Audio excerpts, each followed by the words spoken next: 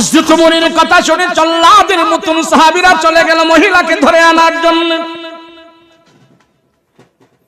ওমরের পক্ষ থেকে লোকেরা যায় বলে, মহিলা উঠো উঠো, আমাদের খলিফা তোমারে তলব করছে, মদিনার মসজিদে আসো। বলে কেন? কয় জানি না, আসো আসো। ওই মহিলা কাঁপাকাঁপি আরম্ভ করে দিছে, ভয় পেয়ে গেছে। আল্লাহ, রাতের বেলা যেন বলেছি ওমরকে আমি গামছা লাগায়া টাইনা টাইনা হাসরের ময়দানে বিচার করব, মনে হয় ওমর জেনে ফেলছে আমার তো কল্লা শেষ হয়ে যাবে, আমার তো গলা পথে হয়ে যাবে। আল্লাহ, আমি কি করব? ওমর তো মনে হয় জেনে ফেলছে।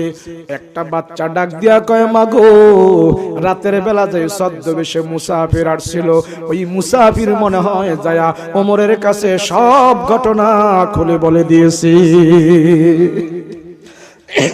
মা বলে, ঠিক আছে আমি যাব, কি করার আছে আমি যাব, আমি যাব। হযরত ওমর রাদিয়াল্লাহু আনহুর লোকজন যে মহিলাকে বাচ্চা সহ ধরে হাজির করল, আর হযরত ওমর মদিনার মসজিদের মিম্বারে বসা। হযরত ওমর বলে, সাহাবীরা রে, তোরা জায়গা করে দে, রাস্তা করে দে, মহিলাটাকে একবারে কাছে নিয়ে আস। মহিলাটা পর্দা করে একবারে সামনের কাতারে চলে যায়।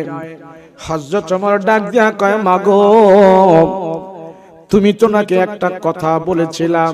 বলে কি কথা? বলে ওমরকে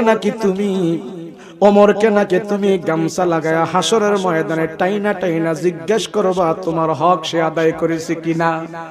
ও মা, তুমি এমন কথা বলেছো? বলে হ্যাঁ আমি বলেছি।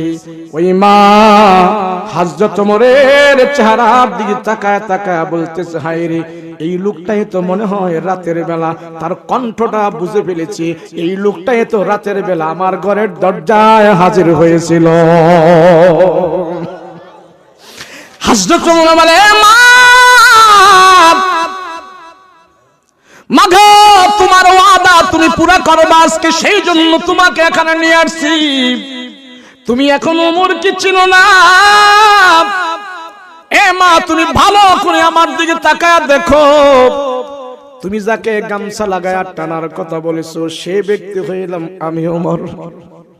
আমি হাসরের ময়দানে তোমার কাছ থেকে গামছা লাগায়া টানাটানি করতে চাই না, জাহান্নামী হতে চাই না। এই নাও, তোমার হাতে আমি গামছা উঠাইয়া দিলাম, এই গামছা দিয়া তুমি আমারে টাইনা টাইনা দুনিয়াতে তোমার ওয়াদা